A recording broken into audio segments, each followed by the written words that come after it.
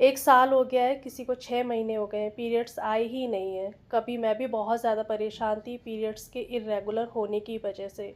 आज मैं आप लोगों के साथ शेयर कर रही हूँ अपनी दादी का बताया हुआ नुस्खा और बहुत ही अच्छा नुस्खा है। ये गॉड गिफ्टेड है। जो हमें पीरियड्स होते हैं ना, हमारी बॉडी से सारे टॉक्सिन्स, सारी गंदगी को बाहर निकालते हैं।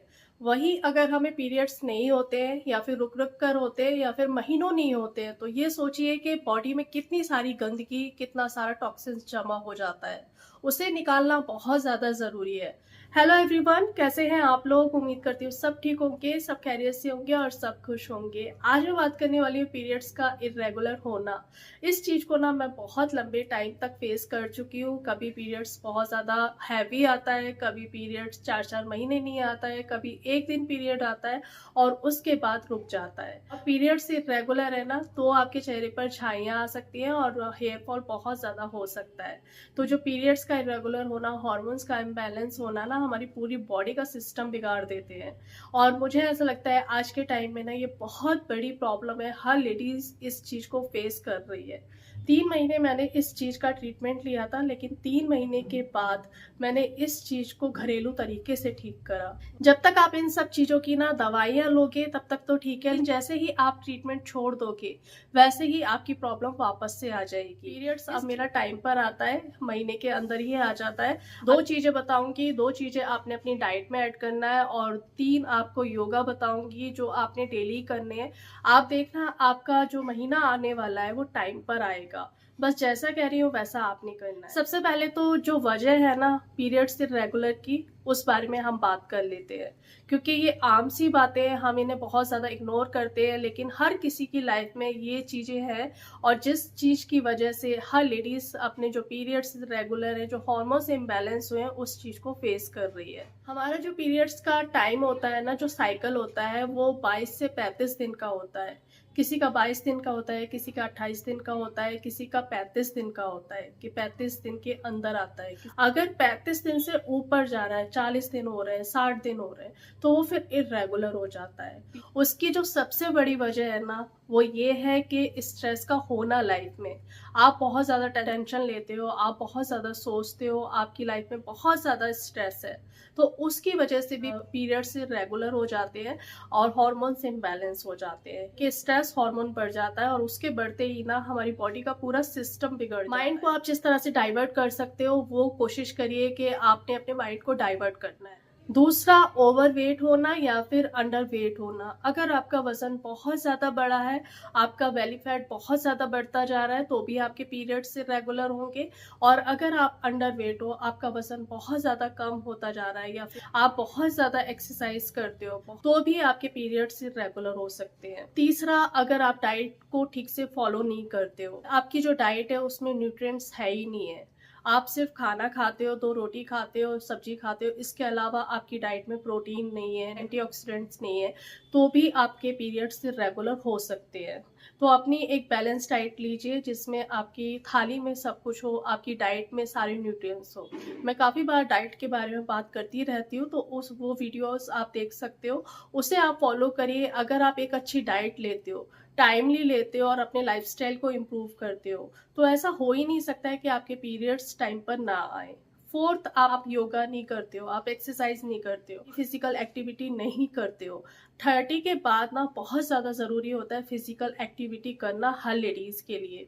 हम चाहे घर का कितना भी झाड़ू पोछा कर लें, कितना भी हम स्टेयर्स अप्स एंड डाउन्स कर लें, वो फिजिकल एक्टिविटी में नहीं आता है। हफ्ते में कम से कम 5 दिन एक्सरसाइज किया करो। 3 योगा बता रही हूँ, उन्हें डेली करिए।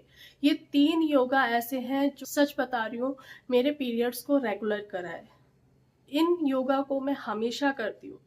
जब मेरे पीरियड्स होते हैं मैं तब भी करती हूँ, कम करती हूँ बट करती ज़रूर हूँ।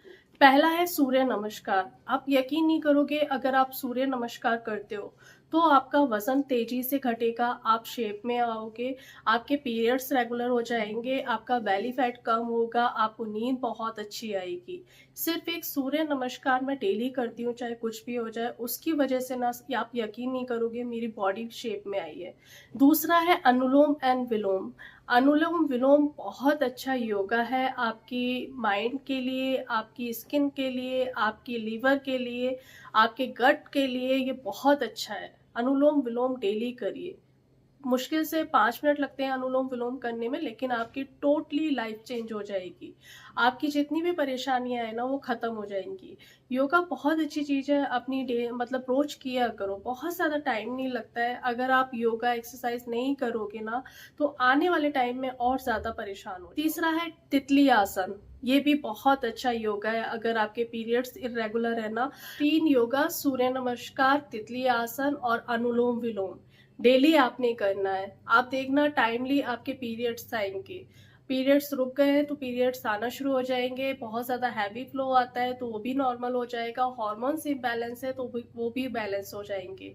और साथ में ना आपका बॉडी का जो मतलब आपका जो वेट बढ़ रहा है ना वो भी मेंटेन रहेगा और आपके चेहरे पर बहुत अच्छी चमक आएगी।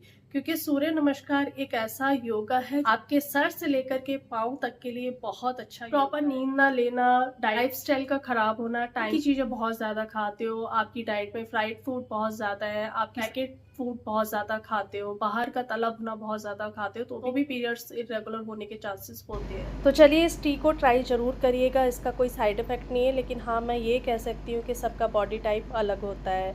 1 गिलास करीब आपने पानी लेना है और इसमें एक छोटा सा टुकड़ा अदरक का डालना है, 2 लौंग डाल लेना और 4 से 5 काली मिर्च डाल लेना, 1 चुटकी आपने अजवाइन डालनी है और 1 छोटा सा टुकड़ा गुड़ का डालना है। गुड़ पुराना होना चाहिए। 1 चम्मच आपने मेथी के दाने डालने हैं। अब जो जादुई चीज़ है ना जो आपके महीने को ठीक करेगा, रेगुलेट करेगा, वो है काले तिल। काले तिल की तासीर थोड़ी सी गर्म होती है और इसमें फाइटोएस्ट्रोजन होते हैं। और जो काले तिल होते हैं ना, अगर आप इन्हें गुड़, मेथी दाना, अजवाइन और अदरक के साथ मिला करके पानी में उबाल करके पीते हो, आपका पीरियड जो रुका हुआ है, महीनों हो गए, सालों हो गए, नहीं आ रहा है तो वो आएगा। लेकिन आपने इसको पीना कैसे है, आपने इसे जैसे 30 तारीख को आपका महीना आता है, आपने इसे 20 तारीख से 10 दिन के लिए लगातार पीना है। साथ में थोड़ी सी मूंगफली ज़रूर खा लेना। वीमेन हेल्थ के लिए मूंगफली बहुत अच्छी होती है। ये पीरियड्स को रेगुलेट करती है और ये भी हार्मोन्स को बैलेंस करती है। और जो चाय आप ले रहे हो ना, हार्मोन्स को बैलेंस तो करेगी करेगी, साथ में आपकी स्किन के लिए और बालों के लिए बहुत अच्छी टी है। इसके साथ जो डाइट लेनी है उस बारे में भी हम बात कर लेते हैं। के बारे में कि आपने नट्स एंड सीड्स अपनी डाइट में ज़रूर से ऐड करने हैं। ये हार्मोन्स इम्बैलेंस के लिए बहुत अच्छे होते हैं। बादाम है, अखरोट है, चिया सीड्स है, पंपकिन सीड्स है, सनफ्लावर सीड्स है। इन चीज़ों को अपनी डाइट में ज़रूर से ऐड करो। सारा दिन में आपने नोट करना है कि प्रोटीन आपने कितना खाया है, कि हमें प्रोटीन की बहुत ज़्यादा ज़रूरत है। तो अपनी तीनों मील में ना कोशिश करो प्रोटीन ज़रूर से ऐड करो। काले तिल आपने डेली खाने और 1 चम्मच जरूर से खाना है। इन्हें पहले ड्राई रोस्ट कर लो और डेली आपने 1 चम्मच मॉर्निंग में चबा करके खाना है, या फिर अपने सैलेड में डाल करके खा लो या फिर दही में डाल करके खा लो। तो अगर आपको इसमें कोई भी डाउट है तो आप मुझे कमेंट कर सकते हैं, मैं सबके जवाब देती हूँ, आपके भी जवाब दूंगी। मिलती हूँ एक नई वीडियो में, तब तक अपना ढेर सारा ध्यान रखिए, खुश रहिए और दुआओं में याद रखिएगा। Bye bye.